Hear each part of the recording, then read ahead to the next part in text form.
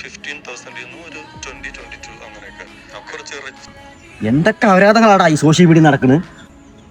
എന്ത് സംഭവം? മറ്റേ പ്രോസിക്യൂഷന്റെ ഇന്റർവ്യൂ കണ്ട? പ്രോസിക്യൂഷൻ അല്ലടാ പ്രോസിക്യൂഷൻ.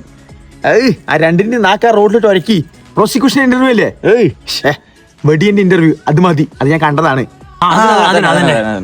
ആരിനൊക്കെ ഇന്റർവ്യൂ എടുക്കണില്ലേ? ശരിക്കും കഴിവുള്ളവരല്ലേ എടുക്കേണ്ടത്?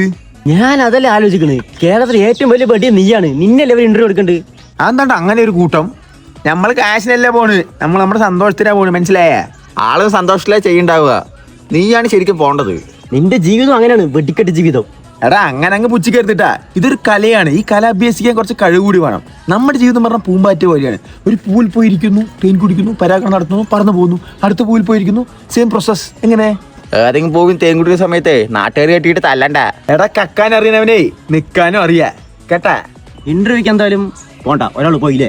ഈ ഒരു കാര്യം ചെയ്യ്, നിന്റെ ജീവിതമില്ലേ ഒരു ബുക്കൊക്കെ അങ്ങോട്ട് എഴുതി, എന്നിട്ട് ആ ബുക്കിന്റെ ഒരു ഫയർ ഇട്. നിങ്ങളിങ്ങനെ കളിയാക്കി നടന്നോ? പിന്നെ കൂട്ടത്തിൽ വെടിയും ഞാനാണ് നാട്ടിലെ മുമ്പിൽ ഫ്ലാഷ് ആക്കണേട്ടാ. വേറെ സെറ്റ് ആകൂല, നമുക്കുള്ളിൽ ഇരിക്കട്ടും.